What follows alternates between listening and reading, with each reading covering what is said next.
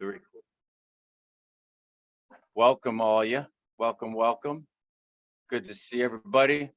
And we have some new faces. So 3 parts to tonight. One is just a couple of announcements. Two, we'll have some introductions by a few folks. And then I'll hand it over to Charlie and Will, and we'll go for the ride. So couple of announcements. One, you've probably been seeing the emails about the trip this year to Memphis. So right now, Fort Donaldson looks like it's at the lead of the pack for a visit. And of course, we'll spend, mornings, afternoons, and nights over at Charlie's place running trains for a couple of days. No, I'm just kidding. Won't be that much, Charlie. Anyhow, so that's what's happening. DC, is there anything with respect to the group? No. Good. I don't know. Doing okay. Cool. So where is it? Corey, would you just let us know how you found out about us and what you're into that's related to who we are? All right. Well, hey guys, my name's Corey. I go by Corey or CJ. I found out about the group through videos of Tom's layout on YouTube. I am a modeler. I've been a model railroader since I was probably about 6 or 7 years old. Rock and roll. Yeah. I focus on 2 main things in HO scale. The first is B&O steam. They're big 210-2s, EM1s, Mikados, so on and so forth. But the other thing I'm interested in, which is why I've joined the group, is the Central Pacific right about the time of the driving of the Golden Spike. Very cool. Yes. So it's not explicitly Civil War related, but there is it's period related. That's fine. Oh, man. yeah. That's Oh, cool. yeah. That's it. We go into the 1880s and 1890s, some of us, I think. Oh. So what's the fascination for you about the Golden Spike event or railroad? I just love the history of it. Just the thought of, these guys with very primitive hand tools out there just building mile after mile per day, and this kind of big sort of effort to have what was at the time one of the greatest infrastructure projects ever, up there with the Great Wall of China and the pyramids and that sort of thing. Right, got it. Very cool. And where do you live? Did I miss that? I go to school at Penn State, hence the sweatshirt. I promise I did not choose this as like advertising or something. I'm not being paid. I just happen to have this on. This is coincidence, I swear. I am mostly located down in State College in Center County, but when I am not in school, I am living with my parents in the suburbs of Philadelphia. Gotcha. Very cool. There's a division meet coming up in about a year or so. I'll keep you posted on. You might find it interesting. Awesome. Thank you. So thanks, Corey. Welcome. And we have Greg. Yes. Can you hear me? Sure enough. Yes. My name's Greg Starbuck, and I got interested in railroading when I was 3 or 4 years old. My grandfather was an engineer on the Atchison, Topeka, and Santa Fe Railroad, and he actually drove the Super Chief with the war bonnet design, and we visited his rail yard when I was maybe about 4 years old. I have no memory, but ever since birth, I've been implanted with a love of trains, and of course went into steam trains, became interested in Civil War history. I made Civil War history my career. I've worked at 3 different Civil War museums. Wow. Yeah, I mean, I've got over 30 years, about 35 years working at various museums, and most, not all, but most of them were Civil War related. When I was a kid, I had Lionel trains, I had HO, but I never really got to do much more than like set them up like once a month on the floor and then take them back apart. Never really had a layout. And, right. I'll getting sort of toward retirement years. One of my dreams is to get back into railroad modeling and fulfill what I didn't get done as a kid or as an adult. And so I've been lurking and watching. I bought most of Al Muller's books on redoing the Mantua Wow, good for you. engine. And just today, I got my first Mantua in the mail that I can start playing with. I'm sure I'll be buying lots of them as I trial and error the whole thing. But, you know, I've followed John Ott's website and just really enjoyed it. I've watched your railroad, Tom. Really enjoyed that because my relatives on my mother's side are from Georgia. I know that area. Oh, I've got wow. I got a lot of ancestors buried down in Georgia, and I lived in Georgia twice. So all the places and rail lines, you know, are somewhat familiar, and so I really Right. love Georgia. I live Do you in know Virginia LeBron now. Matthews? Do I you do know not LeBron? know. Oh, wow. Well, he's in Georgia too, and he's been a member of our group since the beginning. Well, I live in Virginia now. I Oh, moved okay. Georgia back up to Virginia 21 years ago to take a job back in Virginia. I'm from Virginia, went to Virginia Tech, grew up in Virginia Beach. And so Nice. there's still a lot I got to learn about both the full size railroads relating to the Civil War, but also the modeling. You know, I'm sure as a kid, I rode the Durango and Silverton in the 1960s. Rode, you know, so many other excursions, but I really hope to learn so I can model. Wow. I tell you, I'm glad you're aboard. It's going to be interesting to see what you have. You know, as you know, we do presentations once in a while, and it sounds like you're familiar with some of the guys in the group. So if you ever need anything, I've got my box car taken apart. I saw your previous Zoom on redoing box cars. So I'm probably going to butcher a few trying that. well, you know what? I'm sure I have quite a few that you could use off of me to replace it, whatever you mess up. That's great. Well, welcome aboard, Greg. And you know what? Let me just give a couple of minutes to Will, because some of you might not know him, although he'll be in Charlie's presentation. I'd like you to just hear a little bit of his background. All Go right, ahead, Will. blink twice if you can hear me. Yes. Okay, good. Good to see some familiar faces again. My name is Will, and I have been working with Charlie on the Memphis and Charleston Railroad for, I think he graciously reminded me it's been about 15 years since I might have started painting some of the first miniatures that he had acquired in O scale.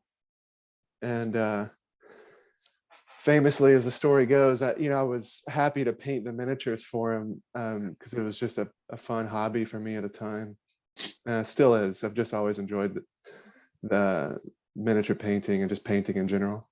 And yeah, when I saw what he had built to put this layout in, and just could kind of see the vision that he had in his mind for probably a decade before I started talking to him about this, I asked him, well, who's painting the murals? And he goes, do you know anybody? And so I said, I know a guy. And then I've just been on that whirlwind for a little while, but he's been gracious to kind of let me loose when I want to, break away from it. But I'm an artist by, I don't know by choice, but it was just kind of what I've always had. That's been my thing. I wasn't too great in academics or sports, but I get it.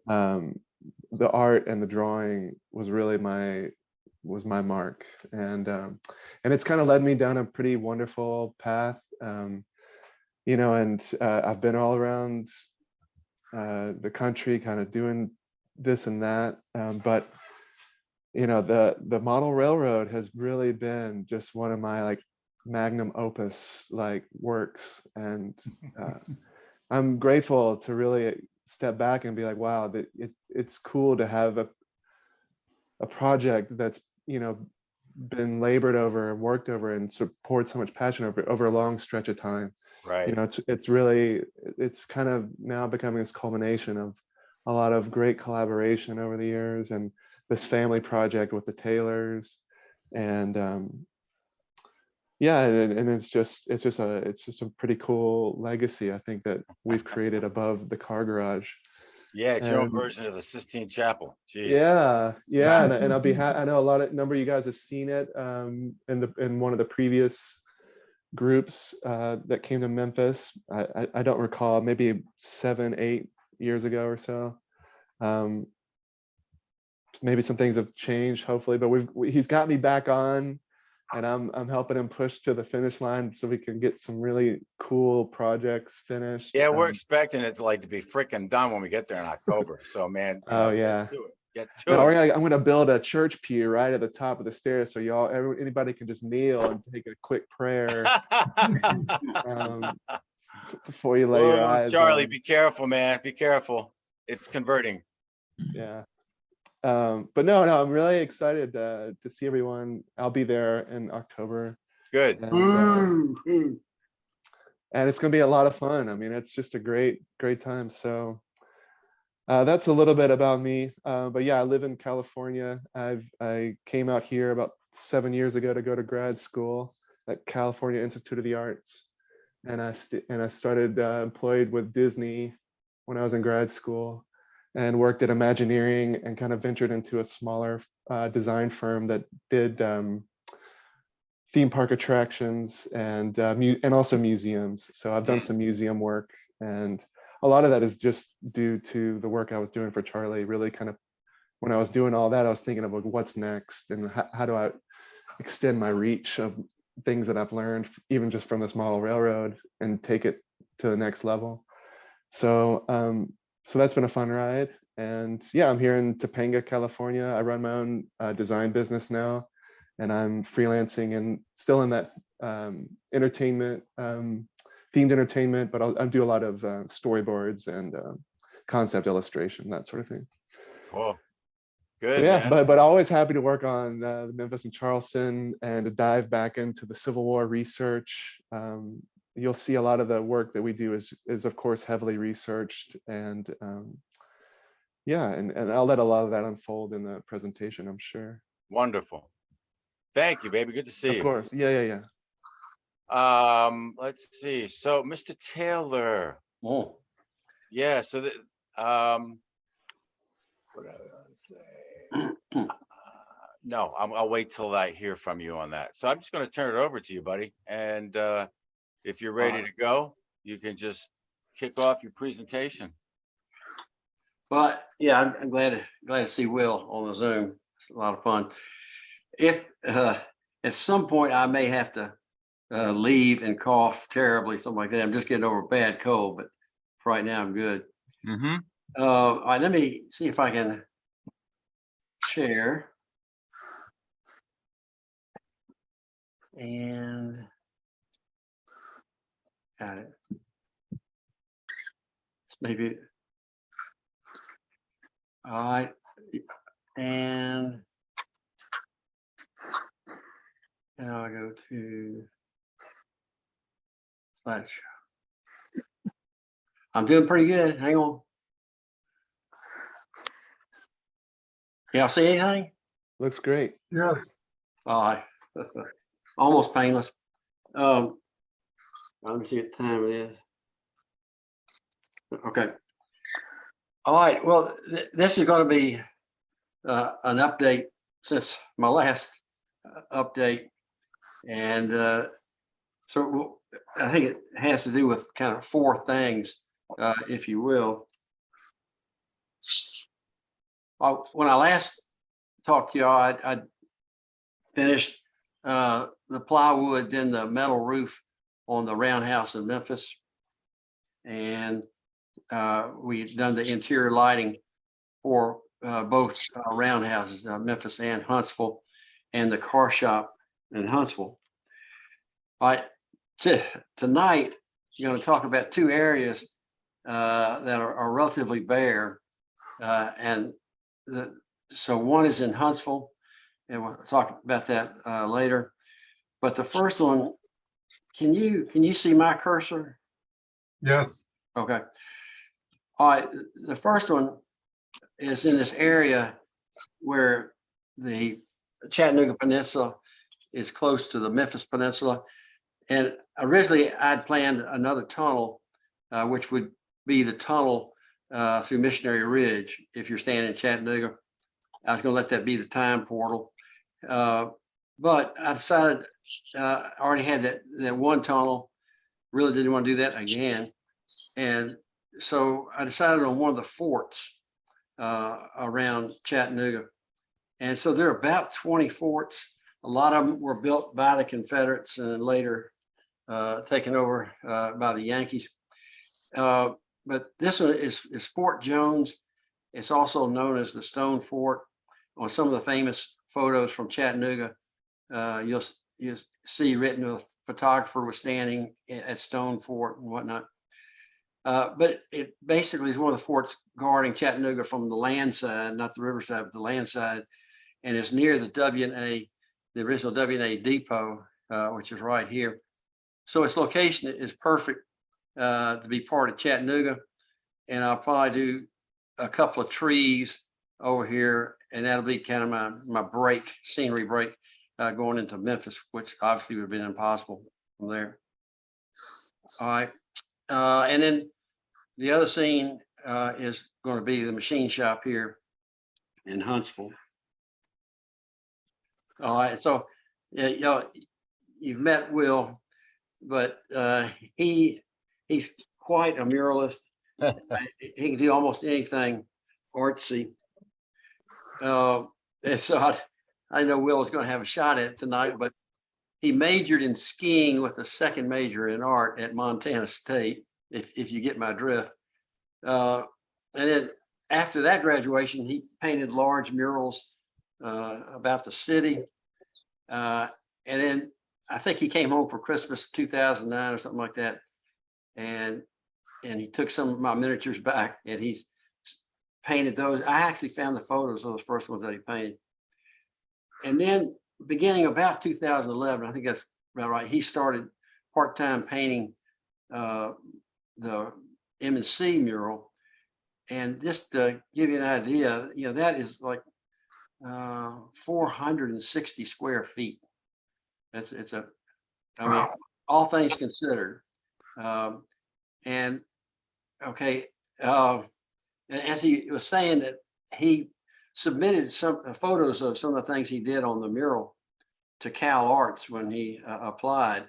And that you can imagine that Cal Arts, like Disney, loved trains, at least at the time. It definitely helped. It definitely helped. And so anyway, he got a scholarship. Yeah. So I'm sad that I lost him. I'm glad for him. You know, he dates a movie star. Maybe he'll tell us about that later. rock and roll. All right. But he really continues to help me the best he can from Los Angeles. He's been to 3 of our conventions. This was the 2011 to Marietta. And some of y'all can see yourselves in the photo. It's kind of fun looking back. But that's, you know, Will over there to the right, and that's Bernie with his back toward us. And Tom in his perennial shorts. All right. So I just a lot of what we're going to do before the convention comes back is to fill this hole, this mural, and so it's a little over 12.5 square feet that he will be painting this time. But I just captured 3 other scenes just with my iPhone, and each of these is about 10 inches square, something like that. And this first one is at Bridgeport, Alabama, on the Yankee side of the river. And it shows the little packet fleet that the Yankees built in this stretch of the river. They had to build an emergency spur from Bridgeport down to the river when the Confederates burned the bridge over the Tennessee River. But it shows the warehouses, and all this was involved in the Cracker Line. And so we really get into the history. We use Google Earth to give us the landscape, and Will uses that. That's the first thing he does is, sketch in what we find on Google Earth when we decide where the scene's going to be. But this is kind of interesting. I mean, these boats are tiny, and Will doesn't even wear glasses. I have no idea how he does it, but there's a lot of history in this. You say, well, why don't you have bigger boats? Well, they couldn't get through Muscle Shoals, Alabama. The river is too shallow, and it's kind of one of the historical things that actually set up the Memphis and Charleston Railroad. The first little piece of railroad was the Decatur. I forgot, it has Decatur something up railroad that basically just bypassed Muscle Shoals. And so river traffic trying to come down from eastern Tennessee and get to the Ohio, they had to take out at Muscle Shoals. You couldn't get through. And so the Yankees couldn't get a decent boat up the river either to help the crack line. So they actually had to build their own ships. And so we found, photos of each of these ships. And so these just aren't random paddle wheelers. I mean, Will has copied these things down to the stanchion. I mean, it's really impressive. And the other bit of history, as far as the Memphis and Charleston goes, is at some point, somebody kind of slapped their forehead and said, man, I could have had a V8. So here they built this little railroad bypassing Muscle Shoals. And then finally somebody, and it was led by John Calhoun, out of South Carolina, said, why not bypass the whole river? And then, so up to that point, Memphis shipped a lot of cotton by river to New Orleans, or all of their cotton down to New Orleans, and then took weeks to get around up to the to the eastern states. And then, but just almost overnight, if you just complete the railroad, you not only bypass Muscle Shoals, but you bypass the Tennessee River and the whole lower Mississippi. So there's a lot of features going on just in this little drawing that or this wonderful painting that he did on the mural. All right, and another scene, this is about a square foot, and this shows the crossroads at Corinth. I mean, the reason that Shiloh was fought. And so any building in the mural, we've got a photographic record from the Civil War, why it's there. But I don't know if you can appreciate, and when you come to Memphis, hopefully in October, go look at this little cart. It's this one horse, two-wheel cart or buggy.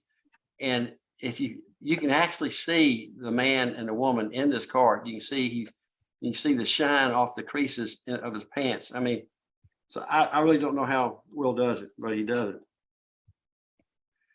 And then one of my favorite areas, this is the Gayosa Hotel Wharf in Memphis during the Civil War. And we have a photo of each of these boats tied up at the Gayosa Wharf, not necessarily all at the same time, but for this photo, for this painting, we'll put them all together. And it shows the peculiar cotton carts, and I'll give you that on another update. Wow. That they use to haul two and sometimes 3 bales of cotton up Beale Street, and Adams Street, up to the train station. So like I say, overnight, as soon as they opened the Memphis and Charleston, all the cotton from everywhere else came to Memphis as a railhead.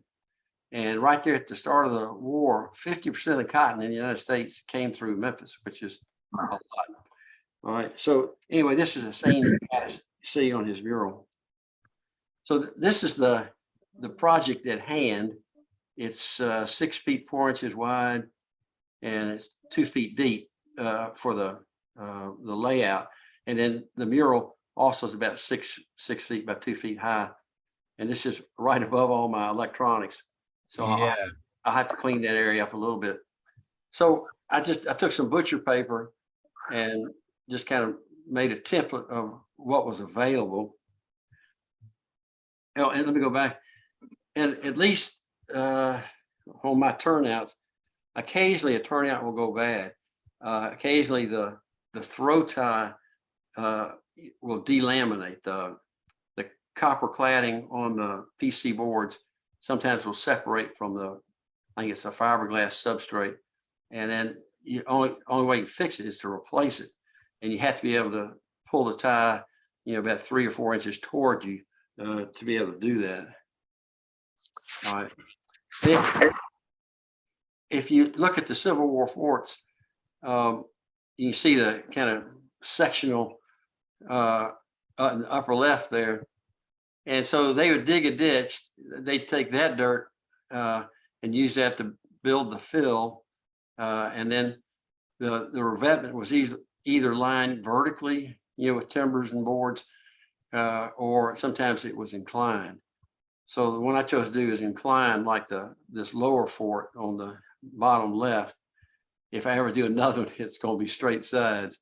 And then each cannon had a little wooden platform. And from the photos that you find, you can get a real good read on how close these guns were spaced and how big that gun platform needed to be.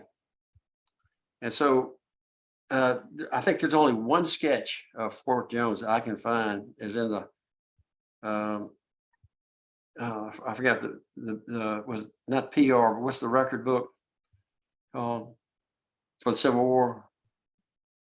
Okay. The War of Rebellion? No. Anyway, from the Civil War records, they had some plan views of different forts, and so this is from the plan view of Fort Jones. And so I'm gonna have 7 guns, and generally every 3 or 4 guns you would have a magazine. There was usually partially underground. And so I cut the base of it in 3/4 inch foam because I wanted to be able to suggest that they had to go underground to get their other shells and gunpowder. And then my revetment, the inner wall is cut, I think, at 12 degrees, and the outer wall is about 25 degrees, which you can't appreciate in this perspective. And so I tilted it, looking to the left a little bit just to get rid of something that looked too organized. Yeah. And okay. So I cut the inside and outside with a hacksaw where you turn the blade at 90 degrees. It's a good tool, especially if you're cutting that angle. And then I used a jeweler saw to cut out the embouchures or the gun slits. And at this point, I've started to round the mounds, get it more natural looking. And I'm beginning to lay out the lines to clad this in lumber. All right, and so here are my gun platforms.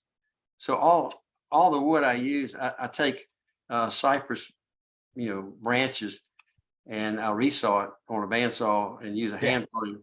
And then I use that treatment I've mentioned to the group before, that lifetime that you just soak the wood in for an hour or so, and then it just turns into magic within a couple of days. You have a couple of different guns in there, like, are those 3-inch guns? 3-inch? Yeah, there's a variety of guns Yeah. there, and there may be a bigger variety, before the end. Okay. And so, did the earth tone on everything, and then began to clad. And I just used wood glue right on the styrofoam, and just used rubber bands, primarily clamps, and also some straight pins. But so this is where I was like that. And so I sent Will an email, and I said, what would it take to look like that? Wow. But it's fascinating how close to scale that thing came out. But obviously, I ripped this from Army site. This is the best rendition of Battle Above the Clouds I've ever been able to find. It's like 1.7 meg or something like that, but it's real good.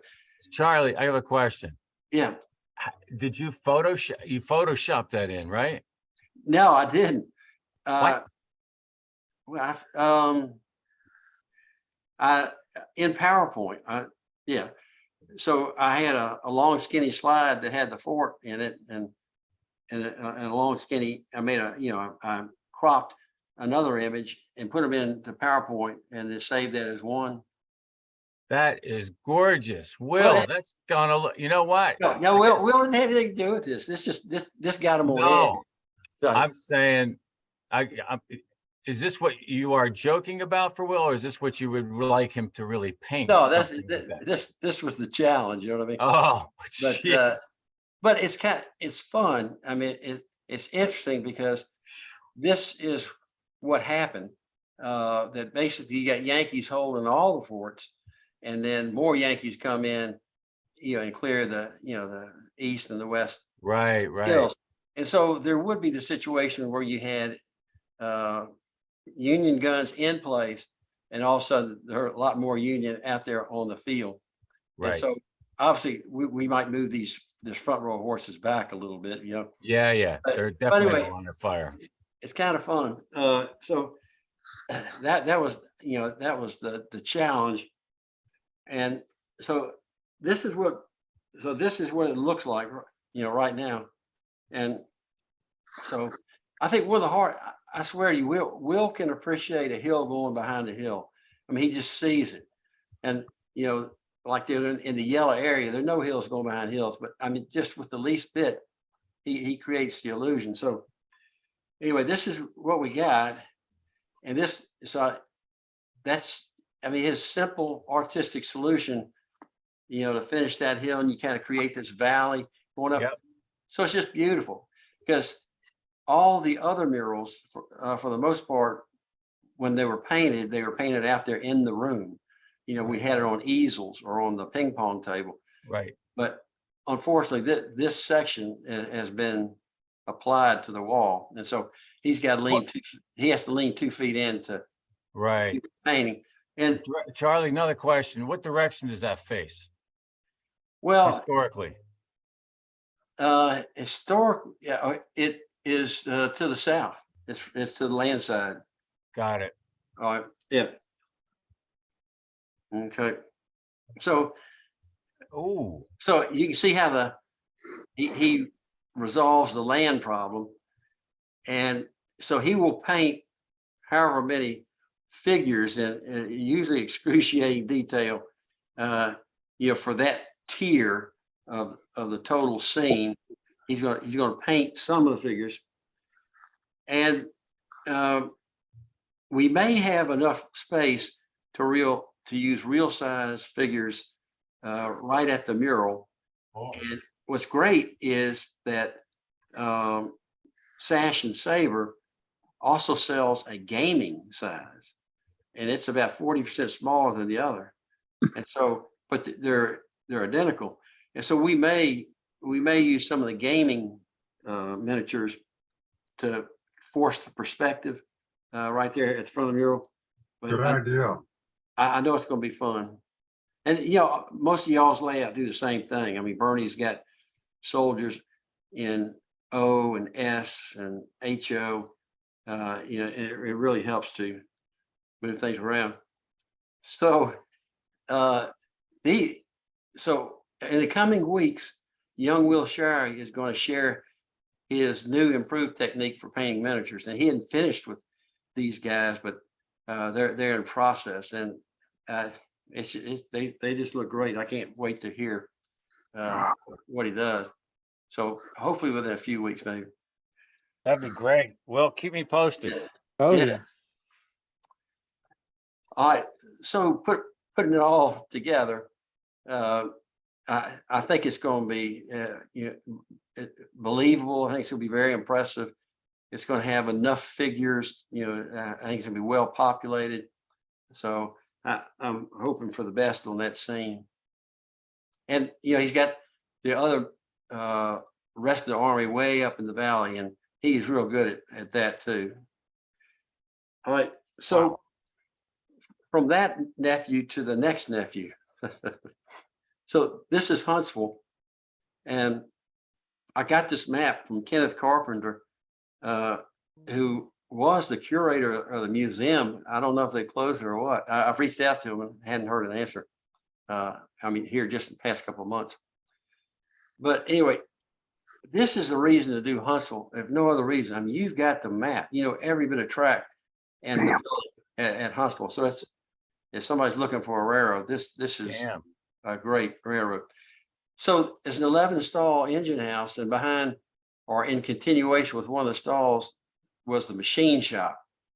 And it's just kind of peculiar F shape that would usually involve the foundry, say right there. And this might be the fixed power plant right here, you know, the driving the steam engine that drove the machinery. Yeah. So I was always going to do it F shape, but I've chickened out. I'm going to do a simple, more straightforward, just rectangle. All right. All right. So this is one of the other nephews, and that's my brother Harold with his back toward us, and that's his son Ben, and they're spending some quality time on the layout, helping me with the cotton crane, which y'all see maybe in a few weeks completed. Unbelievable. All right. So that's Ben, and Ben is an elevator engineer. He works at Thiessen Krupp, and he's down in Atlanta. All right. So here's the last remaining bare area. Here you see my F-shaped outline I've had there for a long time, waiting for the machine shop. But again, it's going to be rectangular. I may put, you know, an engine house, and I'll maybe do more with a dock right here. All right, so that's Huntsville. And so where I needed help, I can't do a DXF or a DWF drawing. I'm a Mac guy, for better or for worse. And so I sent Ben my cocktail napkin sketch, and he, you know, probably while we're talking on the phone, he probably drew this thing up, but he won't admit it. He's just so fast on this thing. And so we sent that drawing to National Balsa. I think they're in Connecticut. I'm not sure, but I think they're in the Northeast. And I tell you, National Balsa, it's a nice company to work with. And so Charlie Curo, you know, my medical illustrator that some of y'all have met, he had done these before, but he's totally retired. So anyway, I've got the sides, the ends, and the trusses. And so I made my final order on Tuesday of last week, and then Friday at noon, the plywood arrived, you know, already cut.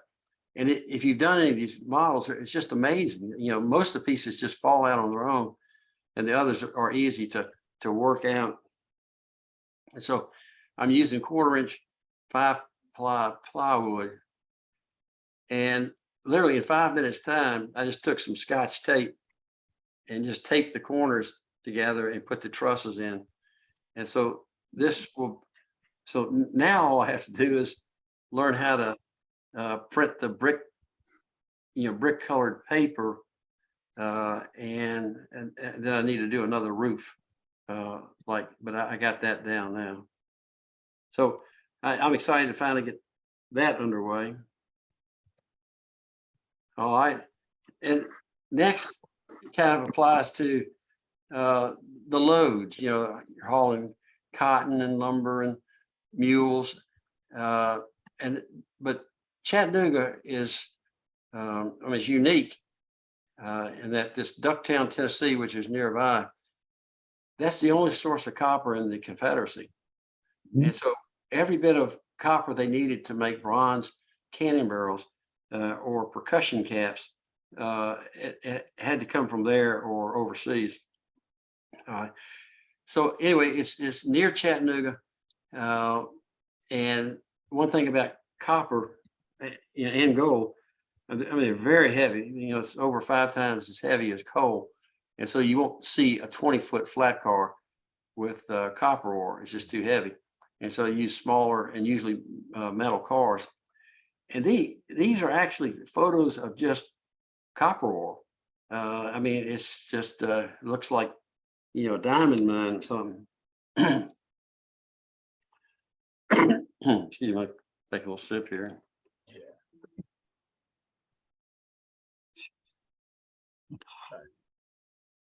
So- Every damn square is the same. That's your.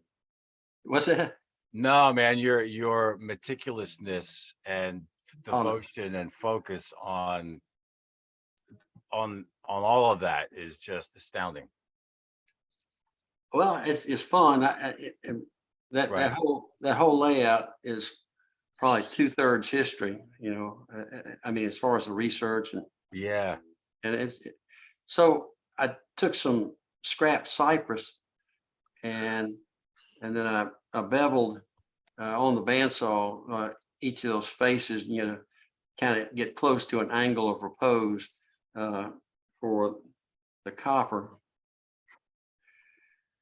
And so there's some copper ore in the little cup. You know, stuff is hard. I mean, it's real hard. You know, so it crushes strangely sometimes. So I finished rounding the edges. I glued in little super magnets in the top so I can take the loads out if I want. And then on the face underneath the load, I colored it with Viejo bronze. The Viejo metallics are incredible. That's a great paint. All right, and so then so the nuggets of copper ore, I got them from a company called Zump. It's XUMP. You know, it's kind of an educational source. It's kind of like Senco and things where you get pipettes and whatnot, but they actually sold ore. And so I'd set each of the gemstones using scenic glue, okay? And then I'd set smaller and smaller stones with glue, and at some point, I'm just kind of shaking the dust between the cracks and using scenic cement, which flows everywhere and secures it. And so these are Dave Schneider cars. You know, one more situation where we need Dave Schneider to come back. But they're so these were Virginia and Truckee ore cars, I think. And 4 or 5 of these would be pulled by a 10-wheeler. I mean, it's a load. And so, I wanted to get some reveal at the edge of the, of the car, and you want it mounted up a little bit. And I think it turned out pretty nicely. They look great. And so it reminds me a little bit like, like Dopey at Seven Dwarfs Mine Train or whatever. But so anyway, I think I meant to go check us here. It's either 6 or 7 cars long. But there's some ore there at the bottom, and that's before you start breaking it up, it just looks like that throughout. It's kind of fun. That's gorgeous. Very cool detail. All right, so that's the you got it. The copper ore project, and so I've shared with you my pontoon bridge efforts, and that's just been fascinating to me. It's crazy to read about these pontoon boats. So an Army unit, as big as an Army was, it would have between 2 and 3 what are called pontoon trains. And I'm not talking about steam trains, but if you had a wagon with a pontoon boat on it, that's called a train. It was then. And if you got 50 wagons or 2 wagons, it's still called a train. So you can't tell from the name, but you can get detailed descriptions. And a typical pontoon train that accompanied the Army, and realize there are 2 or 3 of these things accompanied, are 70 to 80 wagons and almost 500 animals and no pun intended, but a boatload of men and and the balks and the cheese board. So what happens when you move Hooker in the east and you move them to the west? When you move an army, you got to take some boats along, and so it's something I didn't appreciate as a kid. But the logistics of moving an army, especially one that could be trapped against a river, you realize just how important those guys were. All right, so Joel showed us this picture 2.5 years Yeah. ago, and I asked him for the mine. I just had I ripped it during the presentation, and just with my phone. But I'm gonna blow up that area lower right, and man, there it is. You can there are at least 9 boats there. You can see the chessboards. Those are the top planks Yeah. on there, and so. But it brings up another topic: is if you got 9 boats being hauled, you got to have another train hauling their wagons as well, and they're called balks. These big Right. timbers that go underneath. Span the boats. Looks like they got spools of cord and rope in there in that first. Yeah, absolutely. And so they didn't use nails or bolts or anything on when they lashed this bridge together. It was all rope, and and that's fascinating. 1 boat per car, right? Oh yeah, right. Because the boats would be between 26 and 32 feet long, and so that's basically as long as any flat car. Got it. At the time. Wow. All right. And then, so I've talked to the group about my pontoon bridge that I built right there at Bridgeport. And this was the emergency bridge across Tennessee. And it shows the rope lashings and whatnot. But I wanted kind of a bigger presence of boats being hauled on the railroad, and also boats being received at these shipping docks or loading docks along the way. So I made 3 or 4 more boats, and I take a block of basswood, and on the jigsaw, profile the seats and the shape of the bottom. And then I've used a hand plane, but I usually use a sander now to give you that 12-degree slope on the sides. And then I put seats on top of the frame, and then I individually plank it just so you can see that through the paint. It kind of makes it look like a rowboat or something. All right. And so, and as Joel pointed out, several months ago when I presented it, I painted the boats blue from a document that I found. This guy's actually writing his girlfriend. He just goes into this detail on how many boats there were and whatnot, and they're beautiful blue. And so I painted it blue. And some of y'all remember from that meeting, Joe said, well, of course they're blue. If they came from the quartermaster department, they're blue. If they came from ordnance, it was the olive. Oh, that's right. Yeah. Yeah. Which begs the question, what color is the wagon supposed to be? So I'm not totally sure. All right. So so I said, I need some boats on wagons. They're being unloaded at a train stop. These boats are getting married to their wagons, and they're being taken down to the Tennessee River to build this bridge.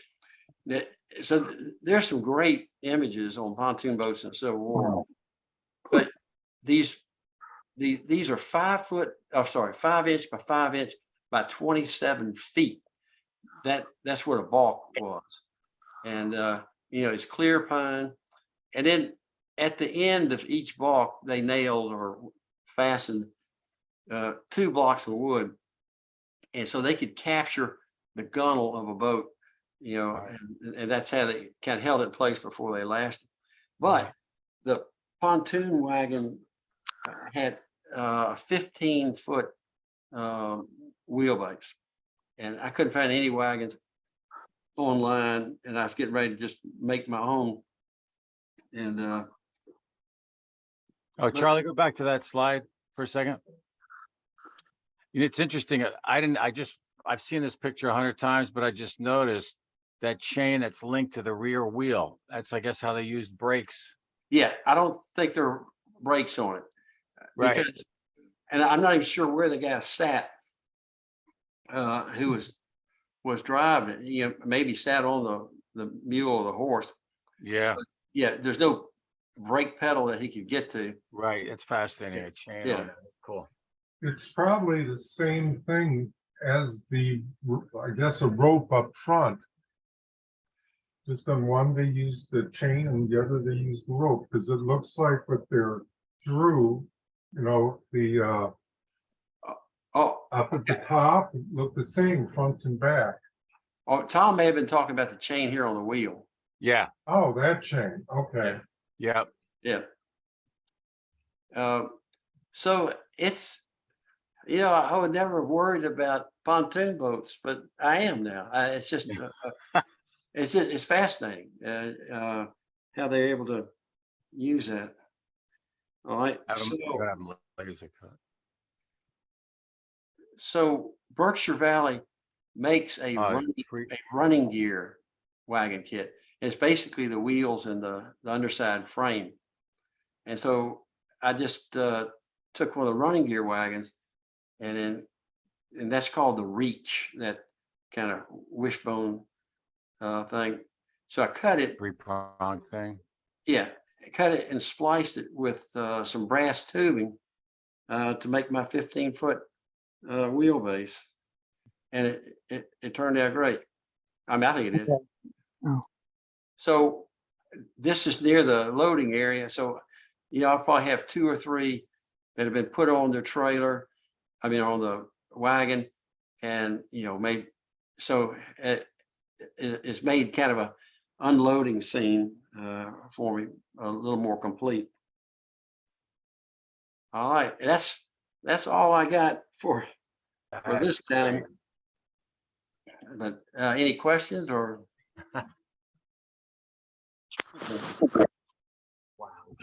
Yeah, Charlie, wait till you I got a guys see that question. pontoon bridge up close. It's something else. Oh, now I haven't unshared yet, have I? No, you're still on. That's cool. How do I get off? Oh, just hit the X in the top right. No. Rats. Go to home. Oh, the red button over one. I think it's the red. Or Oh, yellow. I got it. Gotcha. Thank you. Almost did it. Thank you, Charlie. Oh yeah. I got a question for Charlie. Charlie, as a retired metallurgical engineer, looked to me like you had some different copper ore types there. Do you know what your samples were? Looked like I saw some chalcopyrite and bornite, I thought. Yeah, it's chalcopyrite. Okay. So it's got just a pinch of iron between cheek and gum, along with the copper. And in those days, I think you've done it very well, because in those days it would have been high grade ore. They'd have had to mine close to the surface, and they'd had to have pretty good sized veins of it for the types of processing and stuff they had. A beautiful job. I really enjoyed that. Oh, thanks. Enjoyed seeing that. Well, I tell you, that's Mark. I've been amazed just listening to you over the years. But anybody who knows about chalcopyrite, you're my hero. I mean, Carol, to scare you a little bit more, CuFeS2. oh really, man? Yeah, that's the formula. Yeah, that's it. Yeah. So, like Mark is saying, some of these ores are 88% pure, and the stuff coming out of East Tennessee, I'm thinking was around 35 to 36%, something like that. I have a question into the Tennessee Valley Tourist Railroad. The thing we rode. Oh yeah. But they haven't responded. I'll try writing them again.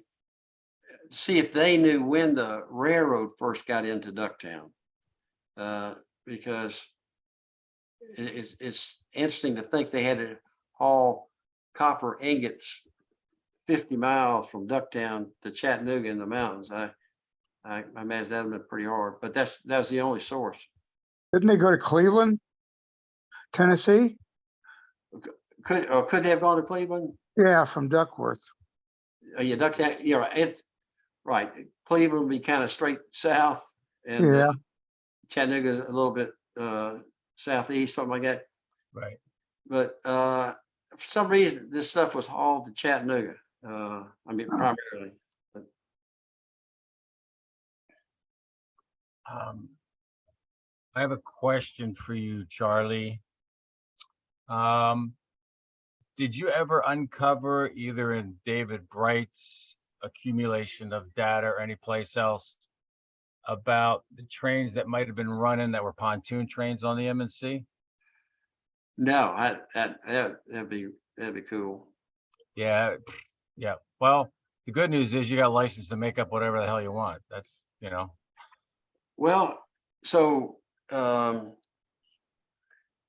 did Hooker get across the Tennessee River? I mean, they can't. They put that pontoon bridge right there at Bridgeport, and Right. what's interesting, there may have been as many as 4 pontoon bridges at a time over the Tennessee River. So. Oh yeah, they had what, an entire corps to move across. Yes.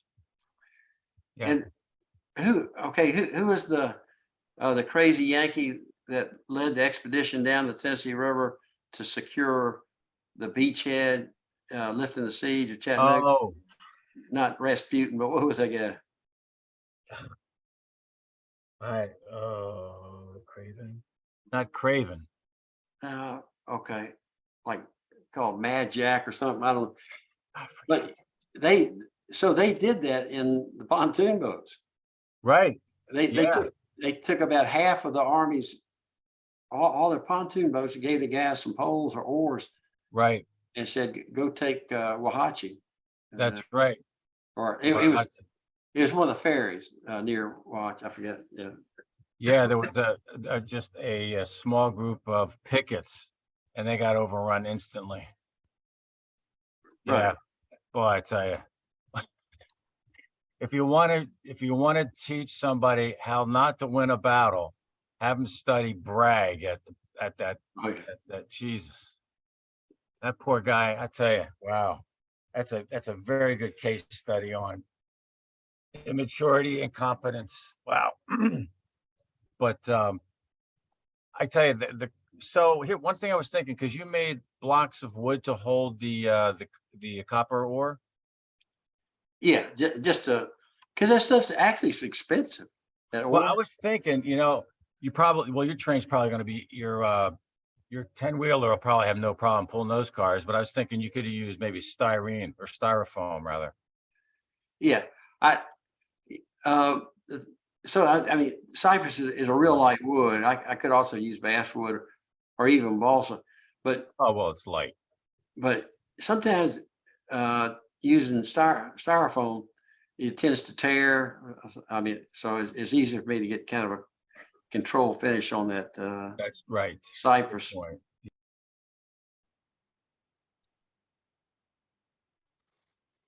What else for Charlie? I would assume that the ore for the ore cars, since it's 4 times as heavier than coal, I'm assuming you don't really have to add extra weight to the ore No. cars themselves. No, they're not going anywhere. I mean, even just a thin shell of that copper, is pretty heavy. And those are beautiful brass cars that Schneider commissioned. I mean, they are well made. Yep. Unfortunately, they also suffer from his other brass cars that there's a polarity to them. I mean, if you make a train up of 2 or 3 of those cars, the brake wheels got to be in the same location on each of them or they'll short out. Right. Yeah. So.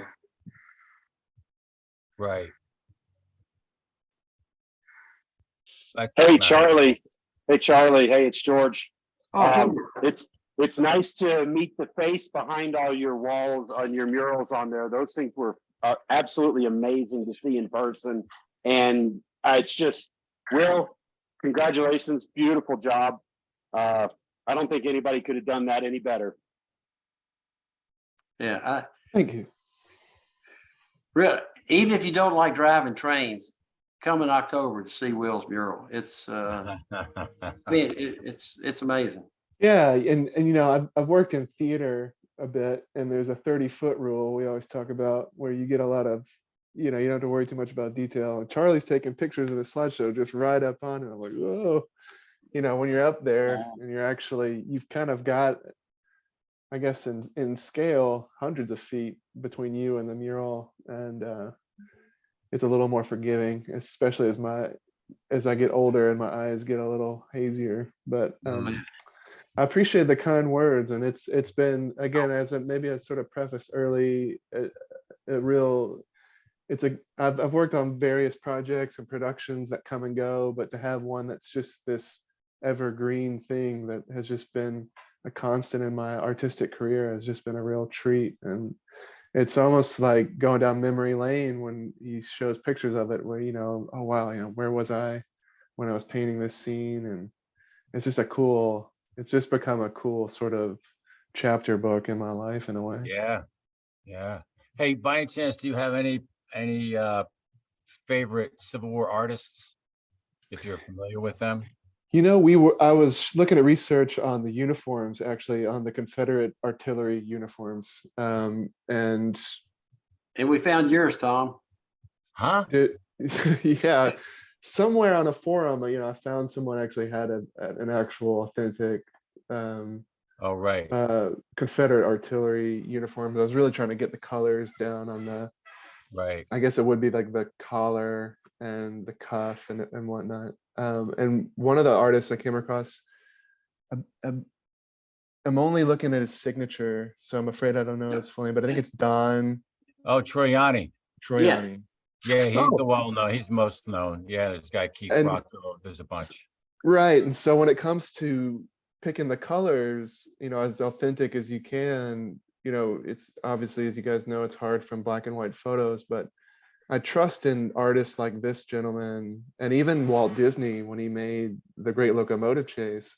I trust those art directors and artists did their research and trust in, at least in their creative license in the colors. So it's artists like him, and even the Right. crew, Peter Ellenshaw, who did the matte paintings on the Disney movies, and in the Great Locomotive Chase. Right. Those guys have been big inspirations and reference points, Right. in my creative choices, particularly in colorways and color choices. So yeah. The only thing I gotta watch out for in those movies is a lot of times the cars weren't accurate. The color of the cars. Good to know. That's Yeah. one Okay. thing. And if you're, what do we call David Poteet? Not a rivet counter, but a thread counter. If you're if you know that era, it's easy to pick apart stuff. So if you're ever thinking about painting anything from a movie, reach out to one of us so we can at least give you a thumbs up or down on that. Okay. Yeah, will do. I Especially if you want it appreciate to be authentic. Right. Yeah. There's one scene on the layout that we cut that we use right from the movie, and we call it the Disney cut. And if you guys come around in October, I can show you guys that. And it's pretty cool. I mean, we just Good. basically took a stick, and that was really kind of referencing landscape Right. on this layout. So, you know, it's been fun to kind of have some influences here and there. Yep. Yep. For sure. Joy's a wonderful thing. Good. Anything else, Charlie, or anything else for Charlie or Will? Okay. Any announcements? Anything you would like us to know? Cool. So we will see you all in a couple of weeks. I have a few people that came and stepped forward to offer some of their magic. So I'll be making those announcements over the next couple of weeks. So with that, you all stay well, enjoy whatever you're enjoying, and build something. Thanks, All the Tom. Love that. Thanks, Tom. Thanks, Thank Will. you. Thank you. All right, good presentation, Charlie. Excellent. Thank you, Great guys. job. Good job. Excellent job. Good to see you, Corey. Good to see you too. Hope you see you again in the future. I'll be back. Don't worry. Good, good, Excellent. good. Looking Hey, forward Tom, to I seeing wanna- some of your Trains. modeling. Yeah, So- DC, it's good to see you guys. And Tom, I want to take a look at your YouTube channel. I'm trying to get Charlie geared up more on the YouTube front, and I've Oh, been good. Quick doing question way for more Corey. documenting than we used to. Corey, so you say you live just outside of Philly? Mm-hmm. Wow, we'll have to have you over here. I'm in Long Branch, New Jersey. I'm Oh, about- so you're not far. No, man, no. We're About gonna, an hour and a half. Hmm. yeah. So next time I have an op session or something going on, I'll make sure you know and invite you over. Oh yeah, for sure. Oh, it'd be a blast. Cool. Good, that's all I wanted to get in. That's great. Yeah, go see his layout.